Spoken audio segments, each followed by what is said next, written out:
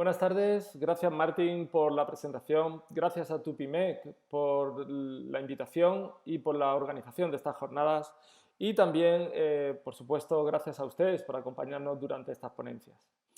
Vamos a intentar llevar toda la teoría hacia la práctica clínica a través de este procedimiento unwinding cervical, un procedimiento habitual en inducción miofascial.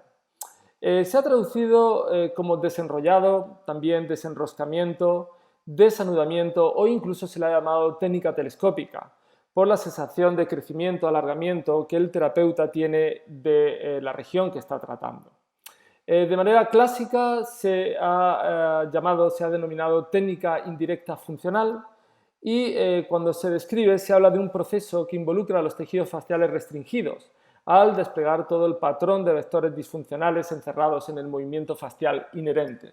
Es decir, que se apunta a los cambios en el sistema facial para explicar esta forma de movimientos característicos que suceden. Bueno, en un minuto intentaremos explicar nosotros qué nos parece que está ocurriendo durante estos movimientos, por qué estos movimientos, pero antes queríamos plantear una pregunta que nos parece de mayor importancia. ¿Clínicamente tiene sentido?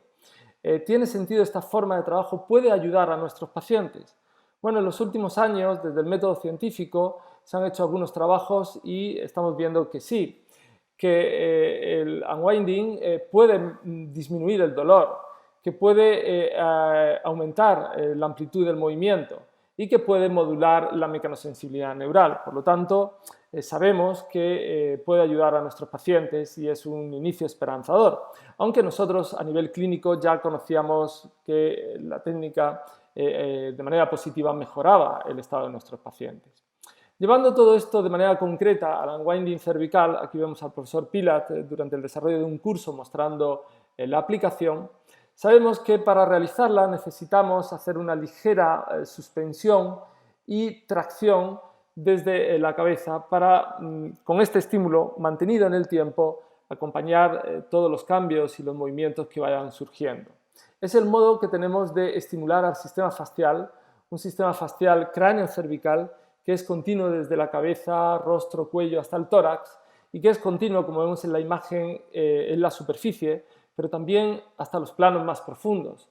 De ese modo contiene a todas las estructuras musculares, esqueléticas, articulares, neurovasculares, viscerales, y cuando estimulamos e inducimos el sistema facial, pues entendemos que podemos generar cambios en todos esos elementos en todos los niveles, a la vez que vamos acompañando estos movimientos característicos que se expresan durante la técnica.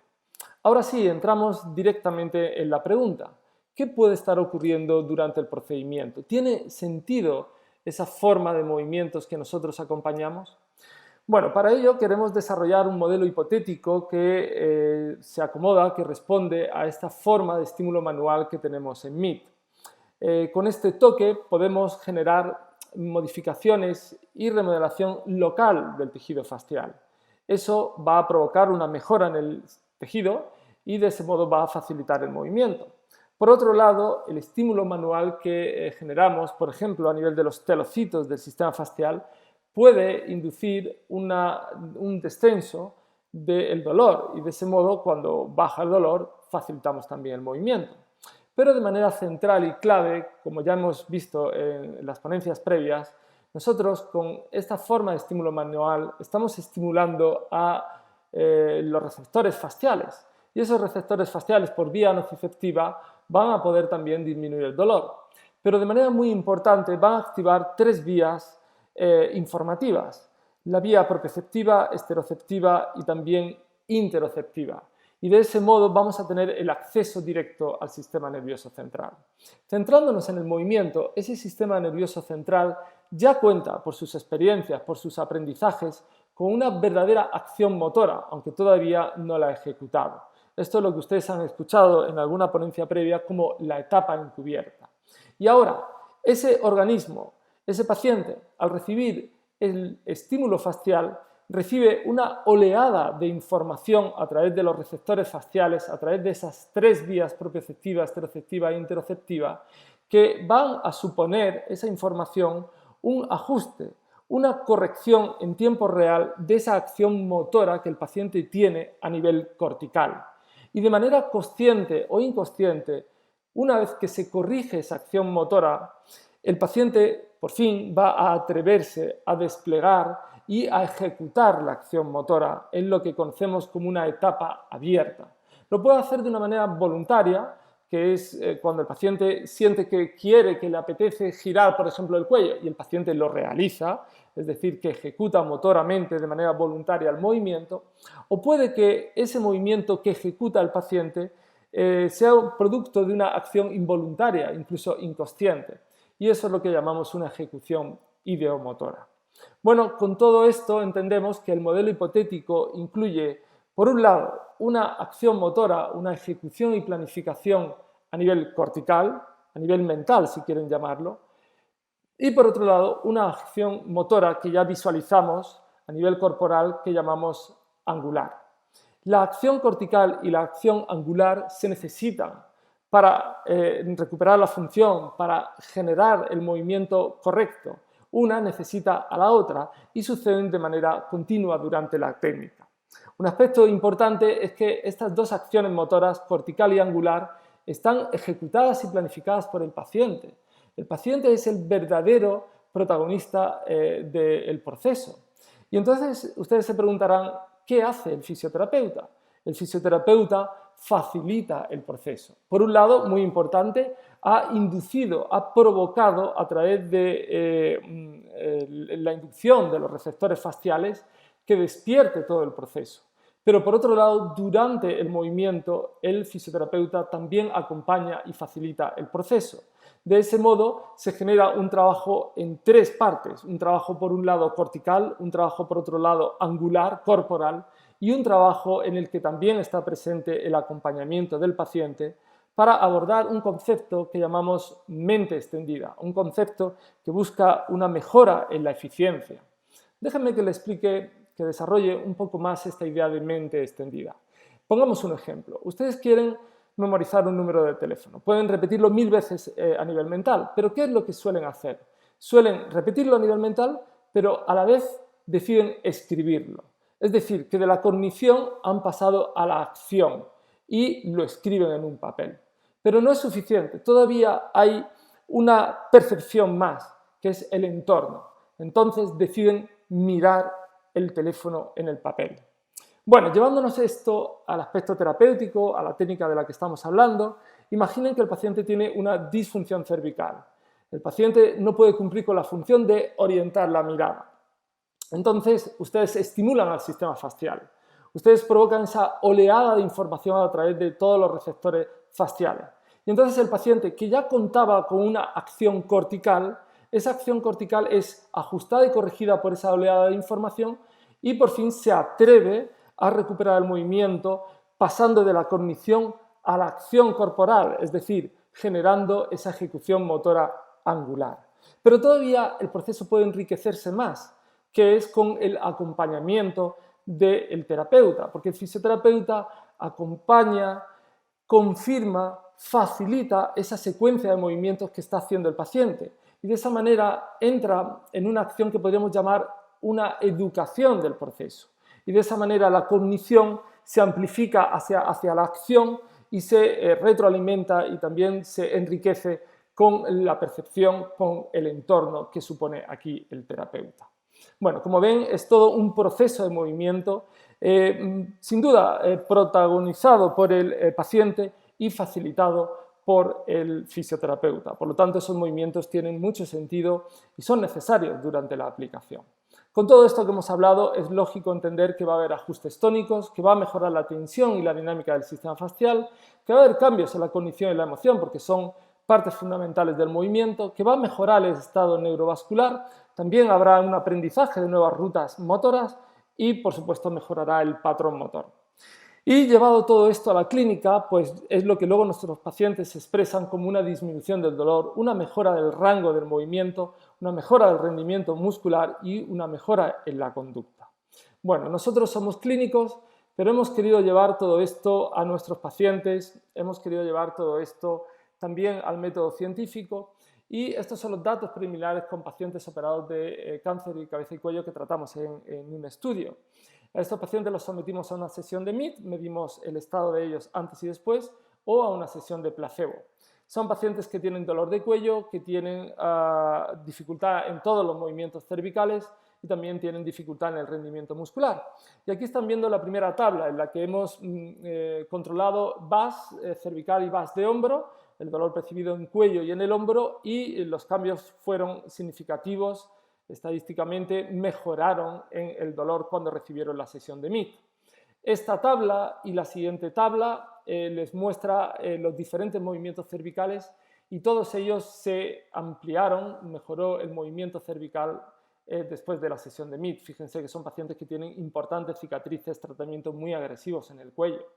Y por último, cuando examinamos por segundos la actividad de los flexores profundos craneocervicales con el test de flexión craneocervical, pues los pacientes que recibieron MIT aumentaron los tiempos, es decir, que la musculatura se mostraba más resistente después de recibir la sesión. Son datos alentadores que nos muestran que el tratamiento tiene sentido. Saliendo del trabajo científico, pero por observación en la clínica, vemos también mejoras de otras formas de movimiento. Por ejemplo, aquí el desarrollo, la ejecución de la extensión cervical. Fíjense cómo aquí la paciente está realizando extensión cervical y vemos cómo cuando la cabeza va a favor de la gravedad, pues el movimiento se acelera, se desestabiliza y además le dolía. Sin embargo, después de la sesión el movimiento es más estable, más controlado y no había dolor. Otro ejemplo de movimiento, en este caso la apertura de la boca, que incluye extensión cervical, pero que en este paciente era excesiva la extensión cervical y además le provocaba cierto dolor. Después de la sesión el movimiento era más controlado, la apertura era total, pero no había tanta compensación con extensión cervical. Otro ejemplo, aquí la flexión de hombros, que en esta paciente antes de la sesión tenía un reclutamiento importante de trapecios y eso hacía que se provocara una elevación de las escápulas y al final una apariencia de cuello corto. La paciente también tenía cierta molestia a los hombros. Después de la sesión ven que la ejecución es más limpia, no hay tanto reclutamiento de trapecios y no se eleva la escápula. Es un movimiento, es un patrón motor más económico. Y también, de una manera sutil, durante la respiración, el reclutamiento, en este caso de esternocleidos, que era un reclutamiento excesivo. Aquí ven, antes de la sesión, bueno, es cierto que la mascarilla también es una dificultad, pero bueno, después de la sesión podemos ver que con la mascarilla el reclutamiento de esternocleido es menor. Entonces el patrón, en este caso respiratorio, el trabajo de la musculatura accesoria, esternocleido, pues fue más correcto después de recibir el unwinding cervical. Bueno, por último, algunos de los pacientes también los trabajamos con el guiado del puntero láser, que lo colocamos en la cabeza con la metodología de Motion Guidance, y vemos que después del tratamiento el paciente pues, se muestra más preciso, también realiza el trazado con mayor velocidad, por lo tanto, como hablamos, el patrón motor mejora.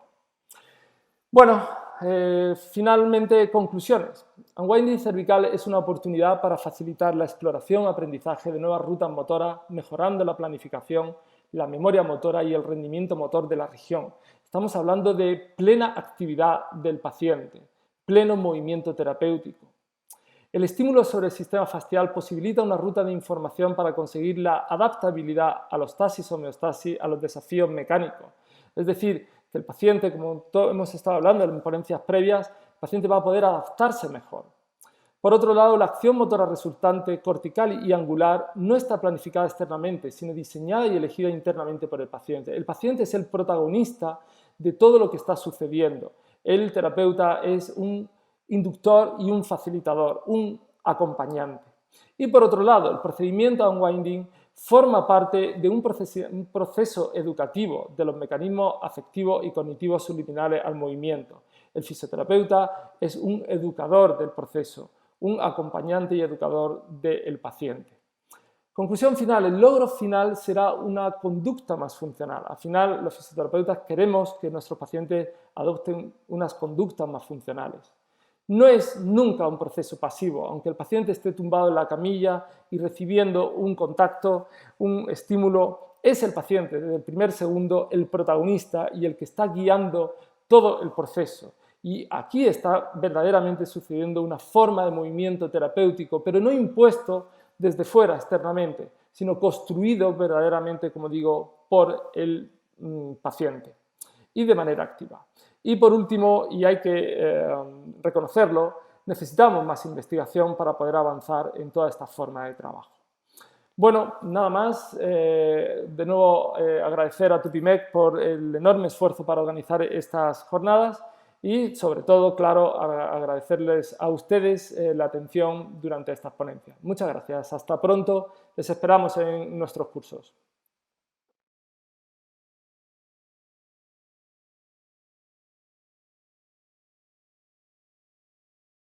Hola a todas, hola a todos. Bienvenidos de nuevo a las jornadas de FASTE Movimiento organizadas por la Escuela Tupimec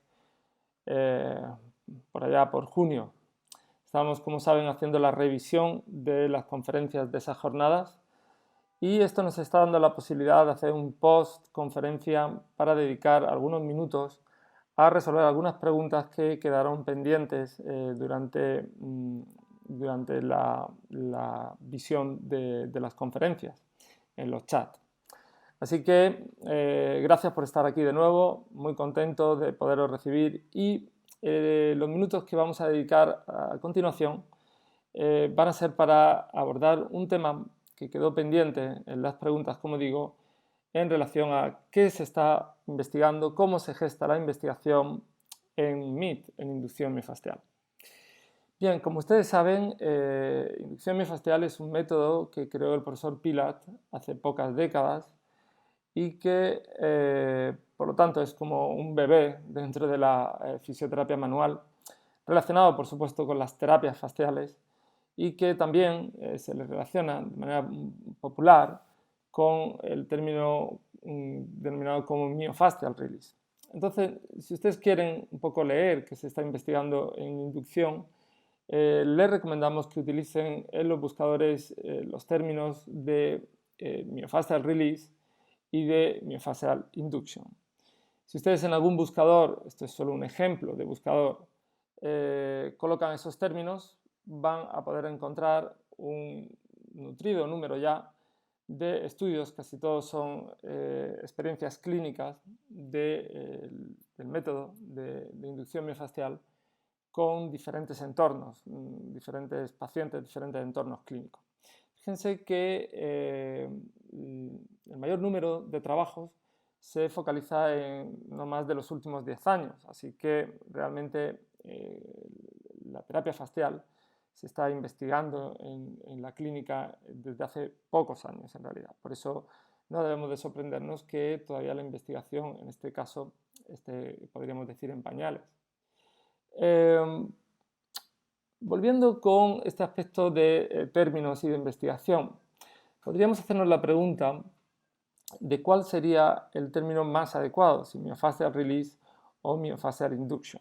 Para nosotros, claro, el término más propio y más correcto sería myofascial induction, pero ha habido importantes clínicos, importantes investigadores que han pensado también en esta pregunta y en concreto el profesor Leon Chaitov, que muchos de ustedes seguro que conocen, que falleció hace poco, desgraciadamente, pero que era sin duda una mente privilegiada en relación con la fisioterapia manual y que durante mucho tiempo experimentó con diferentes formas de trabajo de los tejidos blandos, de movilización del raquis, etc.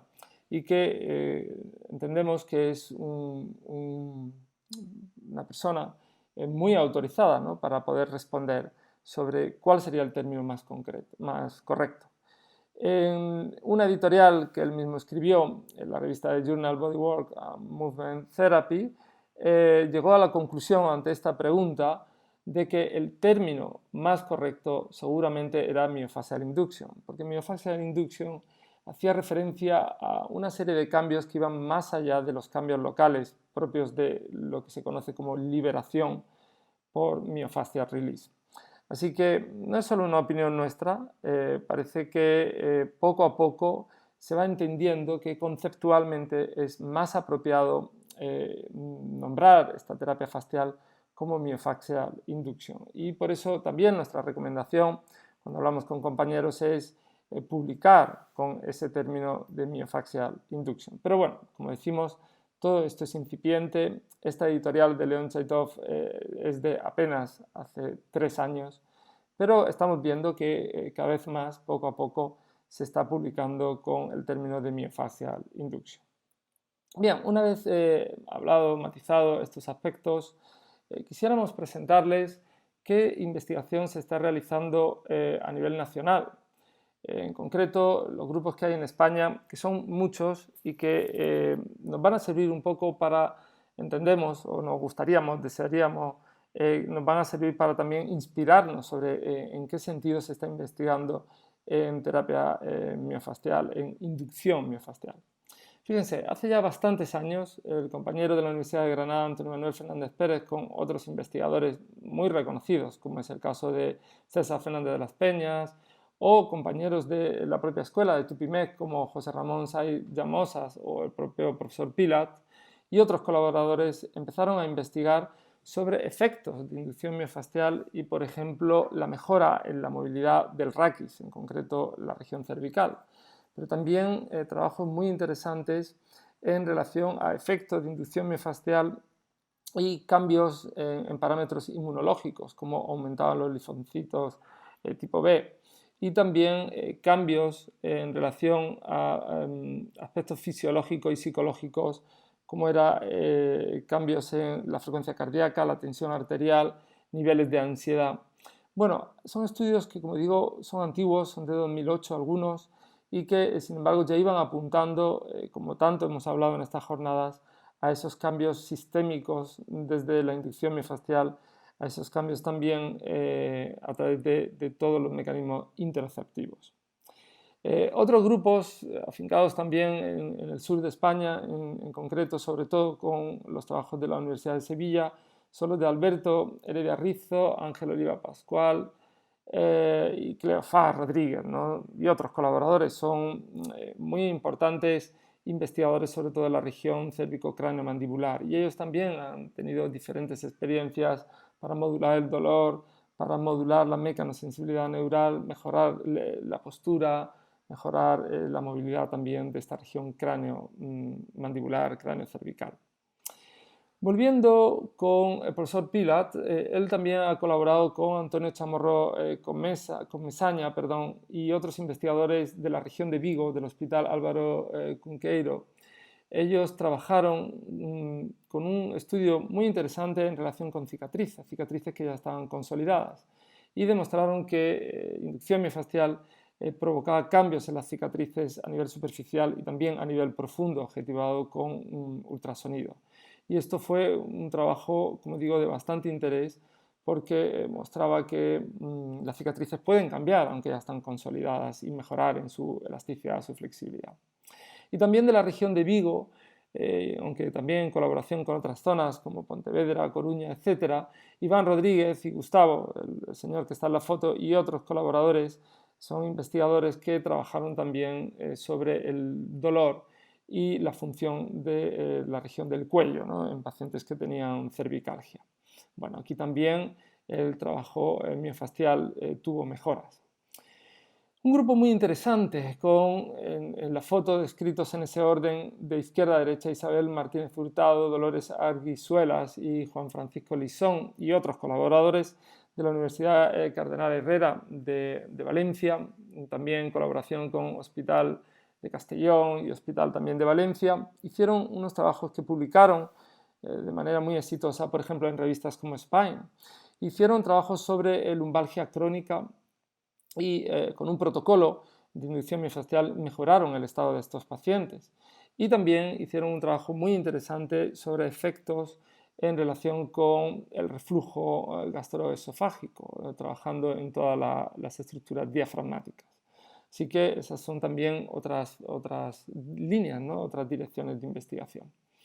Y también, volviendo a la parte del sur, en la Universidad de Cádiz, con Manuel Rodríguez Ujet, también Hospital de Jerez de la Frontera con Pablo y Rafael Lomas, un investigador de mucha trayectoria de la Universidad de Jaén, también con otros colaboradores de la Universidad de Málaga, han trabajado también con diferentes ensayos alrededor del dolor cervical y la terapia de inducción miofascial, también con interesantes cambios.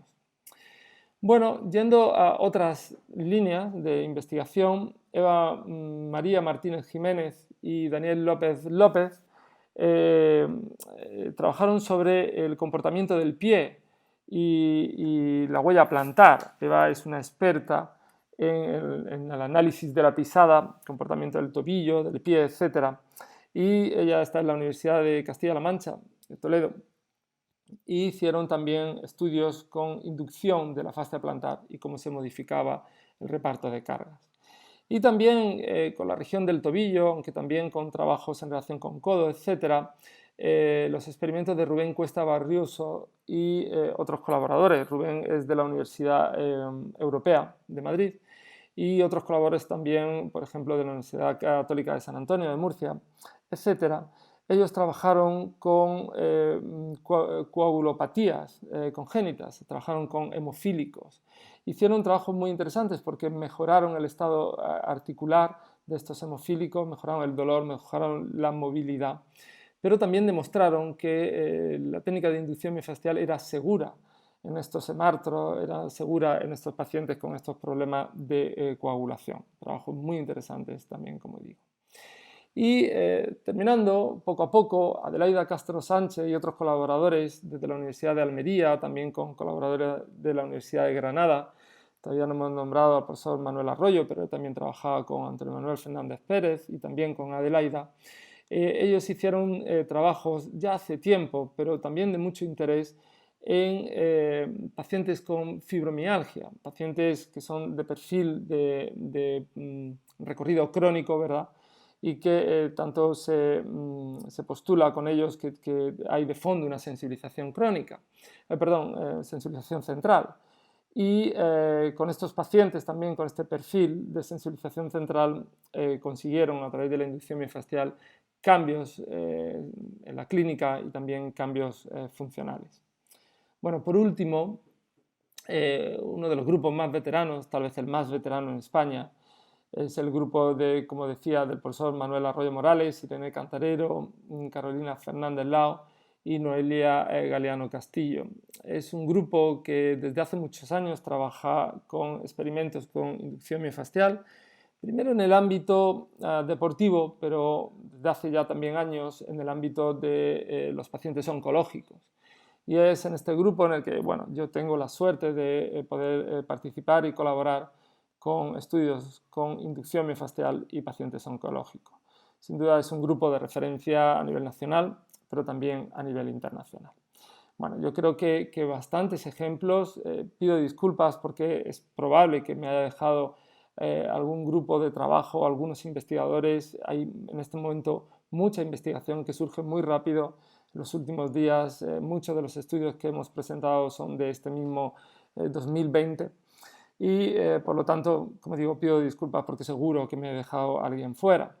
A nivel internacional hay muchos ejemplos. Este que traigo es solo uno de ellos y lo traigo simplemente porque es de este mismo mes de 2020 y que es un estudio que nos ha parecido muy interesante porque en ello los investigadores utilizan estas mismas imágenes, son las imágenes del profesor Pilat, creando un protocolo de inducción miofascial para la región lumbopélvica y con este protocolo de trabajo ellos experimentan y mejoran pacientes con dolor lumbar crónico. Son pacientes que han tratado también en el experimento con educación sobre dolor y en neurobiología del dolor y consiguen, por supuesto, mejora en el dolor lumbar tanto con el protocolo de inducción como con la educación en neurobiología de dolor, pero consiguen cambios más importantes, sobre todo en relación con la función después del tratamiento de inducción miofascial. Así que nos parece un ejemplo también muy interesante a nivel internacional. Bueno, hasta este punto, una recopilación rápida de qué se está investigando en España, un pequeño ejemplo a nivel internacional, pero también queríamos cerrar este post-conferencia con qué iniciativas, qué rol va a coger Tupimec, la escuela Tupimec, en relación a este mundo de la investigación tan necesario por supuesto, para MIT, pero también en general para la fisioterapia. Y las iniciativas, por ahora, son dos iniciativas claras, rotundas, que queremos presentarles. La primera es crear una beca de investigación destinada especialmente para compañeras, para compañeros que han sido formados en MIT y que les apetece o tienen la posibilidad de generar algún trabajo de investigación. Pero bueno, tienen o dificultades económicas o dificultades metodológicas en su propuesta de investigación. Bueno, pues Tupimec estudiaría esos detalles, esas propuestas y dotaría con alguna forma de ayuda, con una beca, como llamamos, para la realización de esa investigación y también para poder llevar a cabo la publicación de esa investigación sobre MIT. Bueno, es una experiencia, una propuesta que hemos lanzado este año y que esperamos recibir pues, propuestas de parte de compañeras y compañeros formados en MIT para que podamos ayudarlos en sus iniciativas de investigación. Y luego nos crea mucha felicidad también poderles presentar un premio de investigación con una dotación económica. Más adelante daremos todos los detalles de todo eso, pero un premio destinado a investigación en MIT, la mejor investigación publicada en MIT del año. Entonces, la idea de Tupimec es, como digo, premiar económicamente al grupo, a las personas que investiguen sobre MIT y que lo hagan de la manera más seria, claro, y que consigan también publicar esos trabajos. Será el premio a la mejor, como digo, investigación en MIT del año. Bien, pues todo esto es lo que poco a poco nosotros les iremos presentando en nuestras redes, en nuestros enlaces y también en algún momento ustedes podrán revisar en la propia página de la escuela Tupimec. En cualquier caso, estamos abiertos a recibir todas las propuestas que ustedes nos hagan en nuestro correo o otra vez en nuestras redes y estaremos encantados de intentar ayudarles e intentar promocionar todos los trabajos de investigación. Es algo que entendemos que hay que hacer entre todos y es la manera en la que podemos ir progresando, es la manera más importante para progresar en el conocimiento en fisioterapia. Pues con esto cierro estos breves minutos de post-conferencia. Ha sido, como digo, un gusto volver a estar con ustedes, volver a presentar la conferencia sobre unwinding cervical y poder revisar de nuevo lo que supuso esas jornadas en fascia y movimiento que organizó la Escuela Tupimec en junio.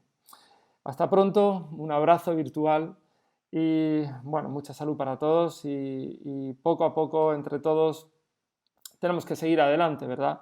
Nuestros pacientes necesitan del tratamiento, necesitan de que nosotros los fisioterapeutas sigamos formados y en formación para poder ayudarlos en todos los problemas y bueno, deseamos desde Tupimec poder ayudarlos a todos ellos.